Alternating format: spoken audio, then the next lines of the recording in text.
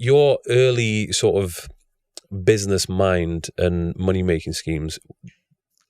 I read somewhere that you did. You were buying and selling Instagram pages, Correct, growing them and selling them. Yeah, when I was 14. What else were you doing?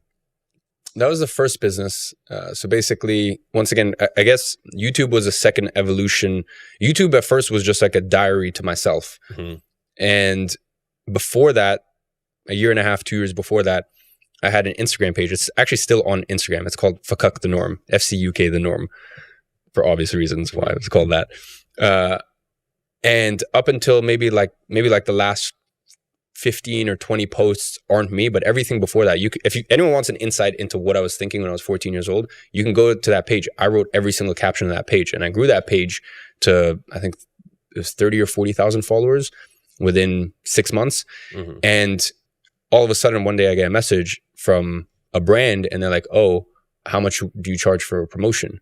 And this is around 2014. This is around like the movement era, where brands are starting to realize, oh, there's these pages and these influencers, and we can pay them and we can make a great return.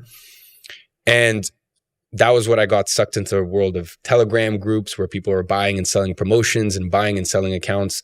And that was basically the first thing I did. I started selling promotions, Instagram promotions for that page. And then I was starting to get offers to buy that page. So I took the money I made from promotions, and what I would do is I would buy an Instagram page, let's say for like a Porsche fan page. And I would take that Porsche fan page, because that's a very niche thing. You can't really get many sponsors for that. And I would take a Porsche fan page with 150,000 followers, which back then was worth a lot more than what it is today. And I would just rebrand it to a general luxury page. And, I'd lose a decent amount of engagement and followers, but at least the page was open to a lot more sponsorships and potential sponsors. And that's what I did. I just flipped Instagram accounts, and then eventually I ended up selling that first account. I remember in my early 20s, I paid for a couple of shout outs on these bodybuilding Instagram pages, because that was the thing back then. I remember Instagram bodybuilding was like one of the biggest ones, and this is when reach was like strong. Like you were getting a lot of engagements on the reaches, and you could pay. It varied in the early days, wasn't that much, but then they started charging more and more.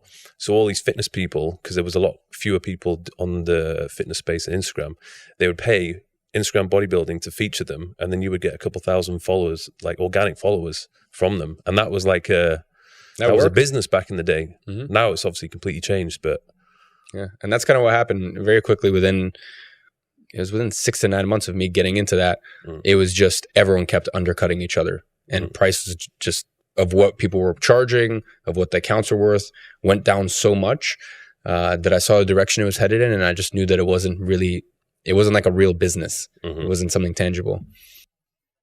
Did you notice at an early age that you had a particular strength that where you're like, okay, I'm good at this? Not really.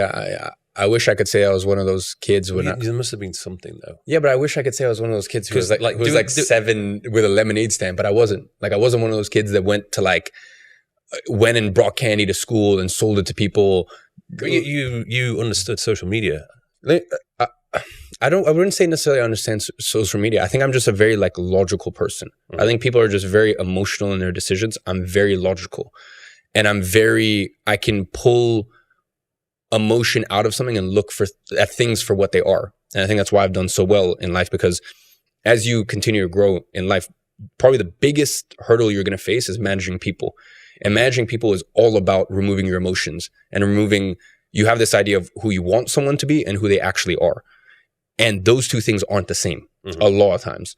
So I wouldn't say that I'm naturally gifted at business or this or that. I think it's just when you go through a tough upbringing, and you go through an upbringing where you have to see reality for what it is. I think from such a young age, I had to see reality for what it was, not a clouded picture.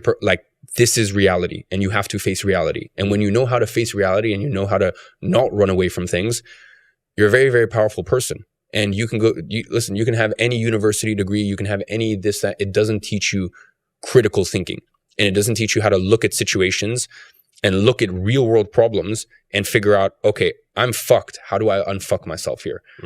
So yeah, I definitely wouldn't say I was a born business savant or anything like that.